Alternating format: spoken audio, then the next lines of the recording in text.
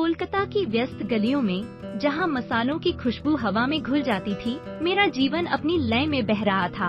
मेरे हाथ कढ़ाई पर वैसे ही नाचते थे जैसे पतंग हवा में। हर मसाला एक कहानी कहता था, हर पकवान एक कविता। हमारा पुश्तैनी भोजनालय, पटेल की बिरयानी मेरी दुनिया थी। एक दिन एक तूफान आया जिसका नाम था सिमरन बोस। वह एक तूफान की तरह मेरे रेस्तरां में दाखिल हुई। उसकी साड़ी का किनारा हवा में लहराया जैसे कोई घोषणा कर रहा हो। उसकी आंखें किसी पारखी जौहरी की तरह हर कोने को आंक रही थीं। मुझे उसकी मौजूदगी का एहसास हुआ जैसे कोई तीखी मिर्च जुबान पर लगी हो। बिरयानी इतनी बेजान क्यों है? उसकी आवाज एक चांदी की घंटी की तरह मेरे कानों में गूंजी। यह सिर्फ चावल और मांस का ढेर है, स्वाद कहाँ है? मैं अपने काउंटर से बाहर आया। मेरे मन में एक अजीब सी हलचल थी। बेजान? मैडम, हमारी बिरयानी में पीढ़ियों का स्वाद है, मैंने कहा। मेरी आवाज में थोड़ा गर्व था। पीढ़ियाँ स्वाद की गारंटी नहीं देती। उसने एक प्लेट पर उंगली रखी। चावल चिपचिपे हैं, मसाले एक दूसरे से झगड़ रहे हैं और मांस अपनी पहचान खो चुका है। मेरे ग्राहक, जो आमतौर पर मेरे हर शब्द पर सहमत होते थे, अब उत्सुकता से हमें देख रहे थे।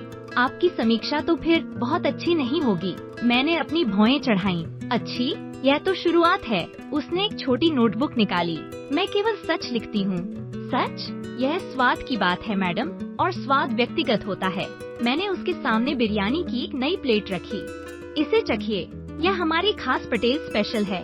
उसने मुझे देखा। उसकी आंखों में एक चुनौती थी। उसने चम्मच उठाया, धीरे से एक दाना उठाया और उसे अपनी जुबान पर रखा। एक पल के लिए उसके चेहरे पर कोई भाव नहीं था। फिर एक हल्की सी चमक उसकी आंखों में आई। मसाले अब एक साथ गा रहे हैं, उसने कहा। उसकी आवाज थोड़ी नरम पड़ गई थी। चावल में अब थोड़ा दम है। और मांस? मैंने मुस्कुराते हुए पूछा। मांस अपनी पहचान फिर से पा रहा है, उसने स्वीकार किया। लेकिन फिर भी इसमें कुछ कमी है। एक रहस्य, एक स्पर्श जो इसे असाधारण बना दे। वह स्पर्श केवल वही ढूंढ सकता है जो इसे बनाने वाले के दिल को समझता हो। मैंने कहा, तो आप मुझे अपने दिल को समझने के लिए आमंत्रित कर रहे हैं, उसने मुस्कुराते हुए कहा। उसकी मुस्कान एक अचानक खिलते हुए फूल की तरह मेरे अंदर कुछ जगा गई। अगर आप चुनौती स्वीकार करती हैं, मैंने कहा, तो मैं आपको कल सुबह अपनी रसोई में आमंत्रित करता हूँ। अगले दिन सूरज की पहली किरण के साथ वह मेरी रसोई में खड़ी थी। उसने एक साधारण सूती साड़ी पहनी थी और उसके माथे पर बिंदी चमक रही थी। तो मास्टर शेफ, उसने कहा, मुझे कुछ नया सिखाओ। मैंने उसे मसालों की दुनिया से परिचित कराया। धनिया की मिट्टी की खुशबू, जीरे की तीखी गर्माहट, केसर की शाही सुगंध। उसके हाथ जो कल तक केवल कलम पकड़ते थे, अब मसालों को पीस रहे थे। कितना सूक्ष्म अंतर है, उसने कहा जब उसने एक चुटकी इलायची को अपनी उंगलियों के बीच मला। हर मसाला एक अलग कहानी कहता है और जब वे एक साथ आते हैं, मैंने कहा, तो वे एक नई कहानी रचते हैं। हमने मिलकर एक नया मसाला मिश्रण बनाया। उसके सुझाव मेरे अनुभव के साथ मिलकर एक अद्भुत खुशबू पैदा कर रहे थे। जब हमने उसे बिरयानी में मिलाया तो रसोई एक अलग ही सुगंध से भर गई।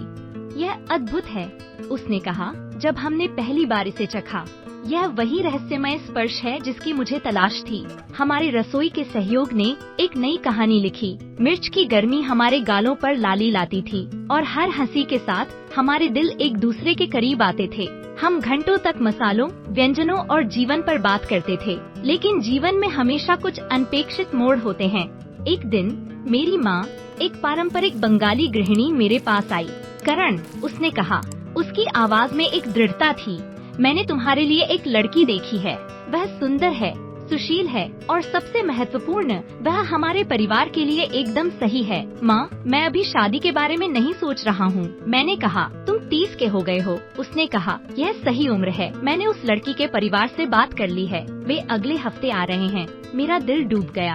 सिमरन के साथ मेरा बढ़ता रिश्ता, मेरे सपने, सब कुछ एक पल में धूमिल होता दिख रहा था। उसी समय सिमरन के करियर में एक तूफान आया। उसकी प्रतिद्वंद्वी, एक चालाक स्तंभकार, उसके खिलाफ एक अभियान चला रही थी।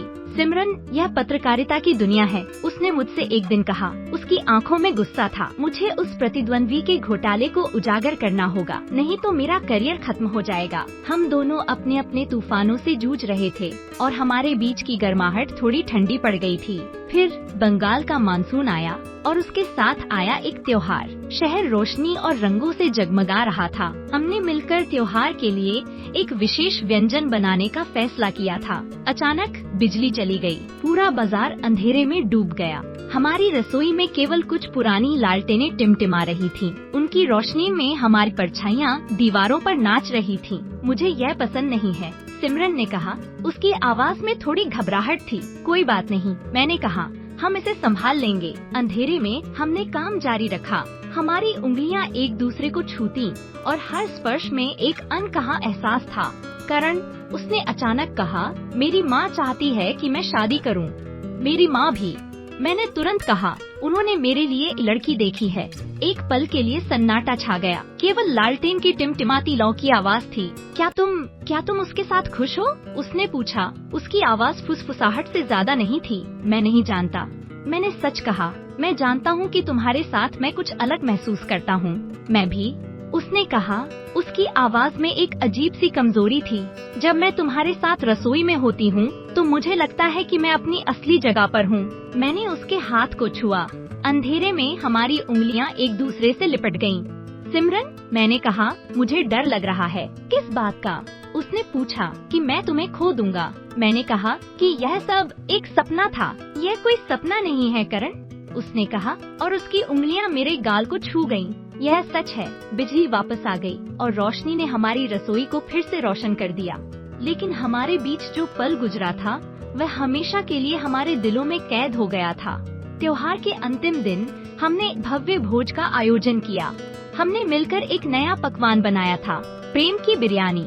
यह हमारे साझा मसालों, हमारे पसीने और हमारे दिलों की धड़कनों का मिश्रण था। जब मैंने उसे प्लेट में परोसा तो उसकी आंखों में आंसू थे। यह अद्भुत है करण, उसने कहा। यह हमारी कहानी है। भोज के दौरान मेरी माँ मेरे पास आई। वह लड़की, करण, उसने कहा, वह बहुत अच्छी है, लेकिन मैंने देखा है कि तुम सिमरन के साथ कैसे हो। तुम्हारी आंखें चमकती हैं, तुम्हारा चेहरा खुश होता है। मैंने अपनी माँ को गले लगाया। माँ, मैंने कहा, मुझे वही चाहिए जो मेरे दिल को खुश करे। सिमरन की प्रतिद्वंद्वी भी भोज में थी। उसने हमारे पकवान को चखा और उसके चेहरे पर एक अजीब सा भाव आया। यह अविश्वसनीय है, उसने स्वीकार किया।